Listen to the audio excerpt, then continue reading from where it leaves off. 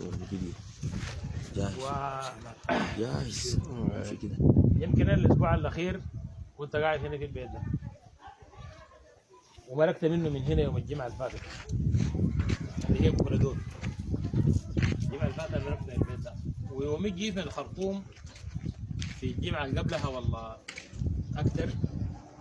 انا من الخرطوم جاي مجهز ورقي ولايه ومصور الرأي كلها وجاهز ماشي في السودان.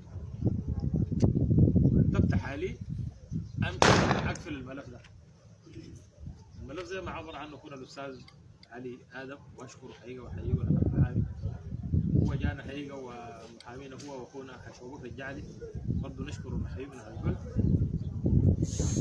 فجيت برتب حالي اني ماشي وما وريت اي زول والله يقرب الاقربين معاي هنا ده ما وريته قلت له انا ماشي الا عثمان اخوي قلت له زول انا ماشي تحضر معايا البرنامج ده وانا ماشي واحتمال ما اجي راجع قريب وماشي جاهز شاشه الفضي شلتها من هنا قلت لهم مساعده ولا الفتره الانتقاليه كلها لكن ما امرق وراي سمعه سيئه.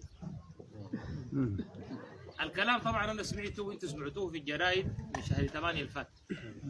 علي حامد سرد خيانه امانه ما بعرف المال العام الفساد القصه المدوره دي سمعتوها في الجرايد. انا لما قريتها وعرفت حيثياتها وفضل اشتغلت فيها تعرف الناس ضربت لهم يا اخوان الحاصل قالوا لي والله فلان الفلاني فاتح فيك بلاغ تحت المواد كذا كذا كذا كذا مستند على شنو؟ مستند على كذا كذا كذا كلامه شنو؟ كلامه فهمت الموضوع كله. انا قعدت 3 سنين في البلد عارف نفسي سويت شنو وبحمد ربي برضه عندي خبره اداريه وبعرف امشي اموري كيف. ما اول حته اشتغلت فيها ولايه البحر لا. فورا مشيت قعدت مع اخونا شغوف الجعلي في مكتبه في الخرطوم تشاورت معه قلت له يا اخي الجريده ذو الكلام رايك شنو؟ انا داير اعمل كذا كذا. المهم الملخص الاستشاره حقته يا اخي في محامي في السودان ضرب له تليفون يا اخي كون على حامد ده داير تكون وكيل عنه في بلاغات معينه قد تكون مفتوحه به. فداني تكلمت معه قلت له يا اخي تمشي للنيابه دي تشيل الجريده دي انا ما بلغوني رسميا انه في بلاغ فيها لكن يا استاذ فلان الفلاني يا اخي تمشي للنيابه شايل الجريده تقول له يا اخوان انا وكيل عن علي حامد الزول ده قري في الجريده انتم متهمينه فاتحين فيه بلاغات. هو بيسال عن البلاغات وموضوعها شنو ومستعد يجيكم بكره عشان يوضح لكم الحقائق.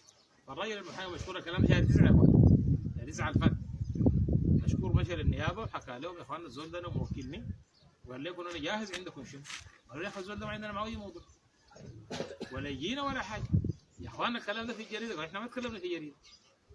الجريده تكتب الدائره تكتب لكن احنا ما عندنا تجاه علي حامد اي موضوع.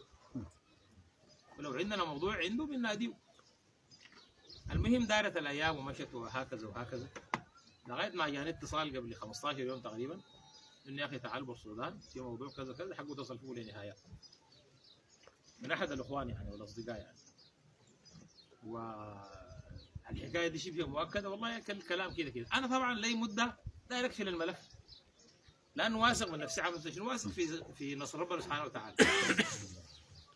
فكنت حارس امشي اكشف الملف وفعلا مشيت في التاريخ المعين السبت اللي مشيت من هنا والجمعه السبت اللي في السودان وقاعدين معاهم 10 ونص وصلتهم في المكتب. هاي يا اخوان انا حضرت ساده ناس النيابه دايرين مني شنو؟ عندكم معي شنو؟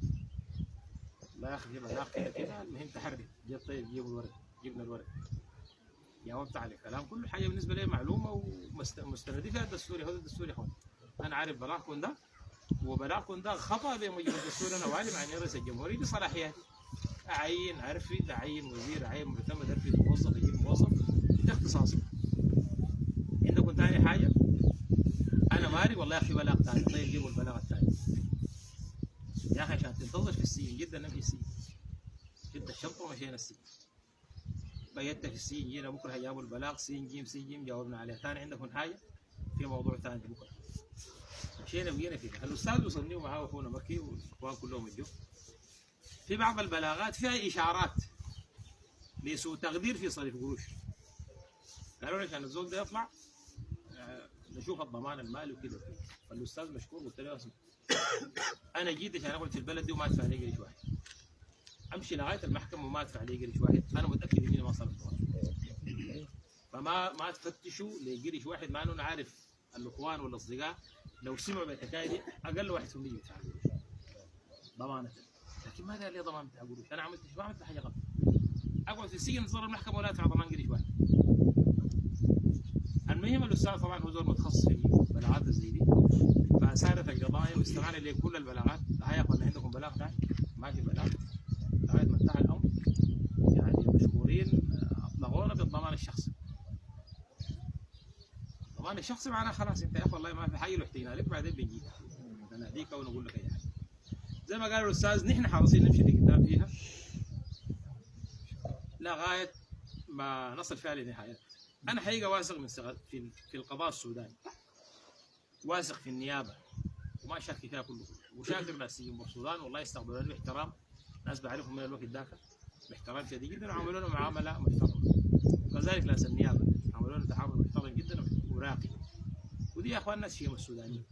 وشاكر لناس السودان ومجتمعها كله والله يستقبلونا، جونا في النيابه ويجوا في السجن وطالعين نازلين معانا ليل نهار. يعني وقفه فعلا بتاعت ناس مقدره. لكن انا الاخوان كلهم انزعجوا مني في حاجه واحده ولاموني، يا اخي وكنت انت ماشي ما وريتنا مالك. حتى الاخوان المحامين ناس علي زيل وهاشم الجعلي كل الناس زي اتصلوا علي كانوا متابعين الموضوع. قلت لهم يا اخوان لو شاورتكم بتقولوا لي ما تمشي لانه ما في زول غيرك سواها. مشى بياكل عينه براه وقال يا اخوان حاكمين لا يتزولي.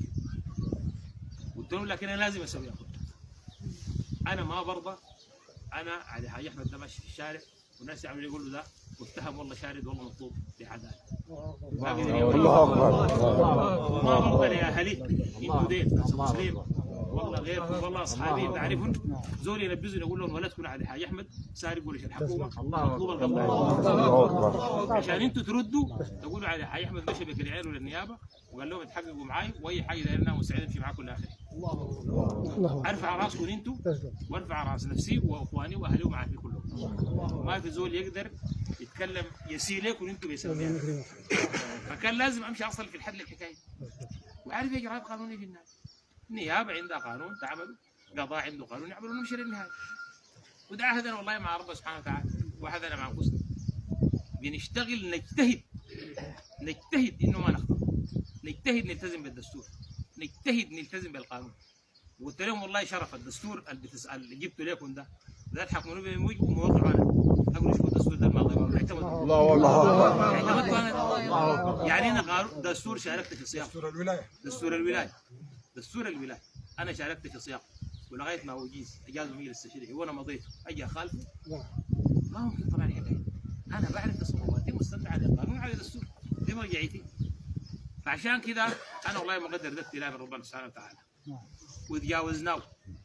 وزي ما قلنا الاخوان فتحت الباب لناس كثار جدا، فتحت الباب لناس كثار. نحن لا خايفين من قانون ولا خايفين من عداله ولا خايفين من محاكمه، نحن سياسيين بنتوقع اي حاجه في الحياه، بنتوقع والمخاطر قابلنا اصعب. وانتم عارفين الحكايه دي، ما نتكلم عن تاريخنا ولا تاريخ غيرنا، لكن لا بنخاف من المخاطر نقود النار دي والله عديل ما عندنا فيها مشكله. نصل فيها للنهايه ما عندنا ما بنتردد فيها، نحن متاكدين من نفسنا بنسوي فيه. لكن الزول السياسي في حياته معرض لابتلاءات كثير. وزي ما قلت للاخوان الغرفه اللي كنت نام فيها في السجن دي نام فيها ازهري. انا ما سياسي اكثر من ازهري رئيس السودان كله، ونام فيها الصادق المهدي، ونام فيها حسن الترادي، كل اسماء اللي لقيتها مكتوبه في الحيط. جلس دخل في الغرفه دي كلها.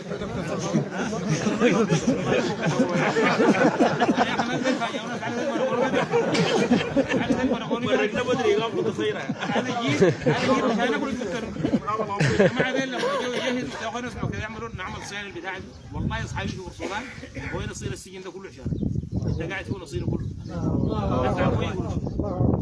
فعلا بدينا يصلحوا الجماعه بدوا يصلحوا الحكايه عشان نقول طويل. عثمان اخوي والمحامي وناس الحق الله الجماعه قلت يا اخوان انا والله ما جيت مستعجل شنطتي دي جبتها غيرتين فيها بتقضي الفتره الانتقاليه كلها. 2 والله 3 قاعد كف نظيف من هنا ما في حاجه ورا